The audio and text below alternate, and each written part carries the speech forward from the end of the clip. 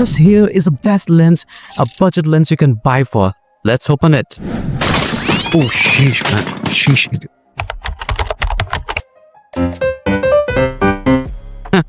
Anyways, yeah.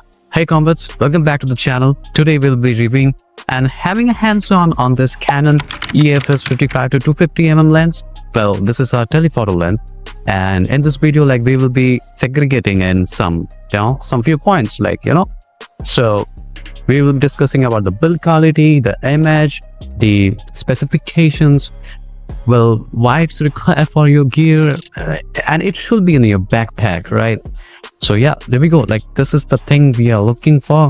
Let's deep down into the review. So now let's deep down into the lens itself. This is the Canon EF-S 55-250mm lens, and this is a very good build. Even though it's a very plastic, you can see that's a very plastic build, and it has the good capability. Like, it's very well made.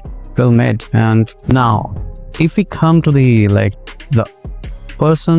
people who might need them, so if you're tired with your kit lens, I will just say go for telephoto lens, or rather some people opt for prime lens. That is also a good addition to your gear, but having a telephoto lens is just you don't have to get close to a subject, right?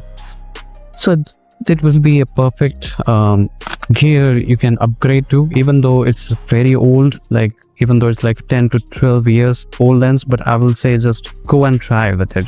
If you're a beginner, I will just suggest, yeah, let's go with it. If we come to the image quality, I will just say, if you are going from a beginner to an intermediate state level, I will say it's a perfect lens for your addition. If you're tired with your kit lens, I will just say it has some good images you can rely on. It will click good images, so I will be posting those images. They're just side by side on the screen, but that's what I can say about the image quality. It's very good. It's very a little bit bulky on the other hand, if you're using a small camera body, so it will add some weight. So be prepared. Well, let's come on with the specs right now. So we know this is a telephoto lens with having a 55-250mm range. So yeah, this suits a decent, if you're traveling, you're hiking, this will be a perfect combination for your gear, right? So this suits at 55, but if you are using a crop sensor, so yeah, just multiply with 1.5 or 1.6. So this comes to 55 will be 80 to 88 mm, and then comes 250 mm, which will go beyond 375 and till max 400 mm. So yeah, if you're using a crop sensor, this will be a very plus point. Rather than buying an RFS 50 to 300 mm lens, I will say just rather go with this, because this has some added features to it. This is an STM lens, so this added some positive points for the videographers. So you can see we have the stabilizer. This will help you out on your videography if you are using a handheld shots, right? If you're using handheld shots, this will really help you out for the image stabilization. Now, if we come back to the AM, AF, and MF, so yeah, we have the clear switch over here. So sometimes you need an MF, but for most of the time, I prefer to fix on the AF because it just works wonder. This AF, I haven't faced any issue with the autofocus over here. Whenever I try to switch on the subjects from here and there, this works wonder. There's no complaint about it. Even though it will feel a little bit slow as compared to the new lens, but as compared with the price and stuff, I will say it's just awesome. Even it's a very old lens, and it just works very fine.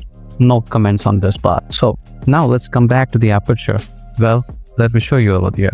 So the aperture will go from 4 to 5.6. Yeah, not good for the portrait shots, but I would say it will just give a decent amount of portrait shots. I will just share over here and there on the screen, so you can just see some portrait shots over here. So this just does a good amount of blur effect, not better than the prime lens, But yeah, the aperture 4 will help you out with some decent shots for if you're clicking a portrait. But yeah, this is very good for landscape photographers. This will really help you out for the landscape. And if you're traveling and don't want a very big lens to carry on, like the 300 or 400 or 600, so yeah, this will work wonders. So let's come back to the pros and cons for this lens. We have the Canon EF-S 35-50mm lens. So if we come back to the image stabilization, it's very good. It's very, as per the budget and as per the price, I will say it's very good. It has a dedicated stabilizer on off button. We have a dedicated AF and MF, which is autofocus and manual focus button over here as well. So this is an STM lens, so it is having a silent motor over here. So it's way better than the older version of the DC motor which we having.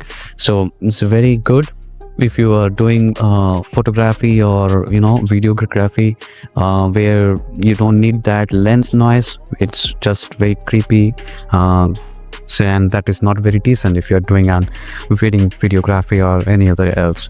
So if we come back to the price, I would say it's very good lens. Everyone should have this. And the image quality and video qualities means it will blow your mind, I would say, as per the price.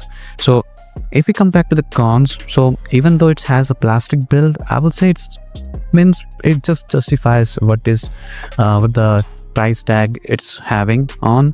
So yeah, it's having a plastic build, but even if you have a proper maintenance, it won't be an issue. So another con might be for me and for other photographers will be the variable aperture. So it's having a 4 to 5.6, so it's not very great for low lighting videos or photography. So yeah, just keep in mind. So this will be better for if you're doing a landscape or outdoor sports or any other outdoor activities.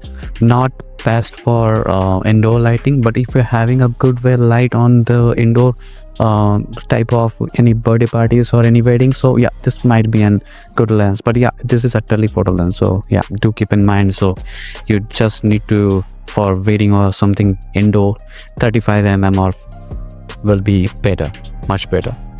So when you will be extending it to the maximum, which will be 250mm, and that if you are attaching with an APS-C crop sensor body will be around 400mm of the zoom capability. So might be on the ultra zoom you may be facing any soft turn on the corners, but yeah, just it depends on the scenarios you will be facing on.